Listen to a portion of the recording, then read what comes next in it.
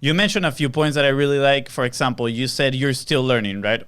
And I think people need to understand that is like, you cannot go into it pretending, or you cannot wait to know everything to get started, because that's not going to happen. Joe Rogan, he still is learning, right? Everybody constantly. So, but I think most people that go into podcasting, I think they know that already. So I think this message is for those that might be dabbling a little bit in, should I share it? Those people that are looking for perfectionism. And I was one of them. And that stopped me for 3 years, right? I knew I knew it, that I had to publish. I would sit down in front of my computer and see all these awesome people publishing, saying, hey, if you want a business online, you need to publish. And I was like, yes, I know I do, but I'm not ready yet because it's not perfect. And 3 years later, I was like, you know what? It's enough. Enough is enough. It's time to take action, imperfect action, right? Yeah. Right. And the other point is, you said every time you say yes, you should be saying no to a lot of things, right?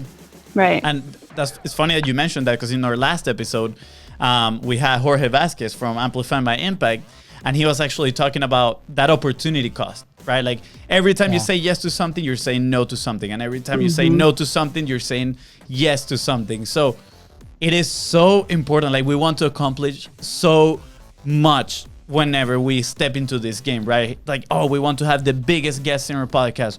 We want to hit the biggest targets on viewers or listeners in our show, right?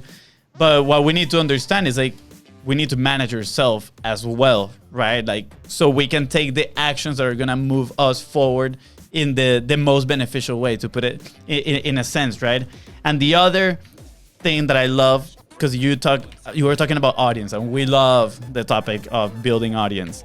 And you said some people start with an audience in mind, and some people just start, right? They just start and let the journey dictate who your audience is. And I love that, because a lot of people, again, they are so focused on knowing everything. Hey, I need to know who my audience is before I start speaking. It's like, it's okay if you don't.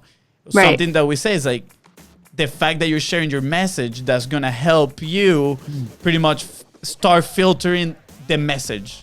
Kind of like getting to know yourself, getting to know who you're actually helping, is helping you determine, okay, I want to work with these people and I don't want to work with those other people, right?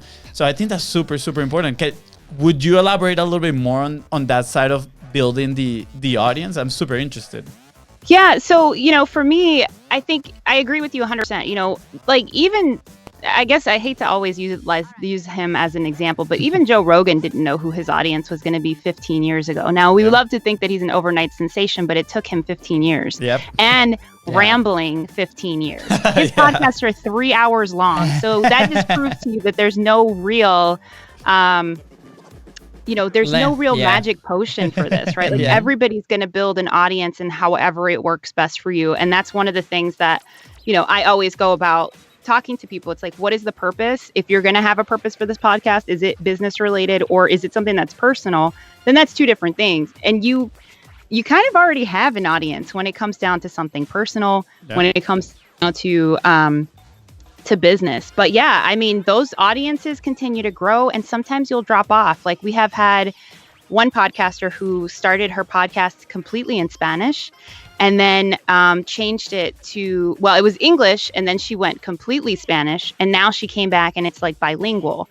And in that process, she's gained listeners, she's lost listeners, but now she finally found her sweet spot. And it took her 5 years to get there. So, it really is a process. And that for her was her marketing sales funnel, right, for her podcast.